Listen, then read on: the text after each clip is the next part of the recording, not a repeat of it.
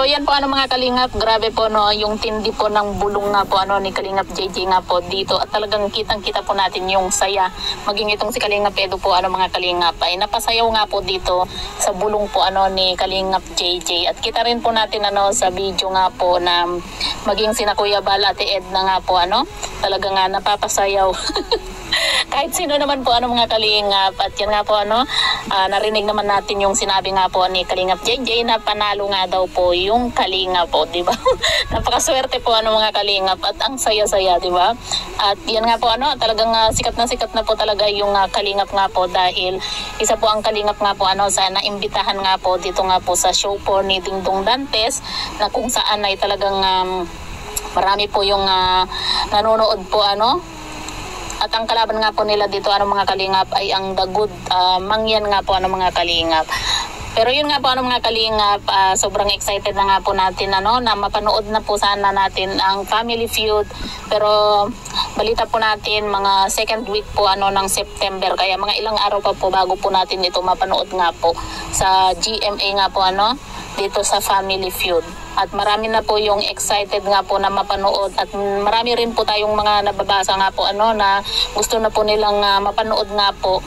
At sinasabi pa po ng iba kung totoo ba daw na naglaro po yung kalingap nga po dito sa Family Feud, ay talagang totoong totoo po ito mga kalingap.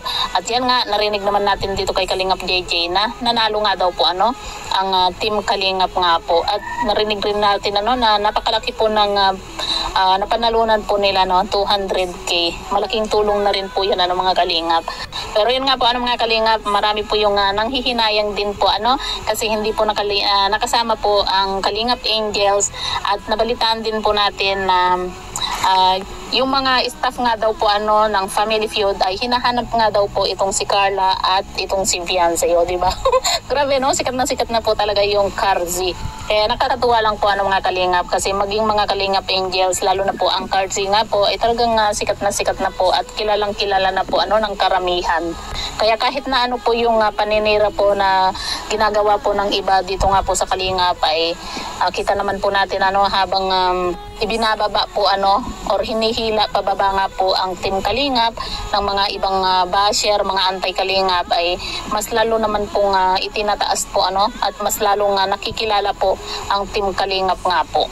Kaya yan po mga kalingap yung aabangan po natin sa second week po ng September, kung kailan ipapalabas nga po yung paglalaro po ng kalingap dito nga po sa Family Feud. Abangan na lang po natin mga kalingap.